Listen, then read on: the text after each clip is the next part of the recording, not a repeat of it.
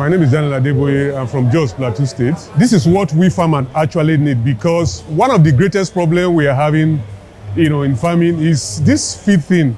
So I think this Aviarai is a solution-solving problem for us as farmers. So from now on, I'm going to, adopt this method so as to save feed costs and also to increase my productivity. It's a scientific thing, so it's something I have to go for.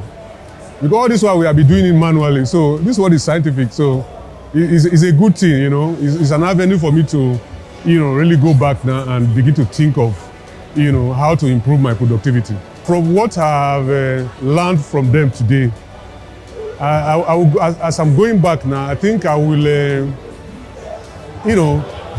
can't recount the number of beds I have, because it's like we that we are operating on deep litter system, we are not really current about the number of beds we have.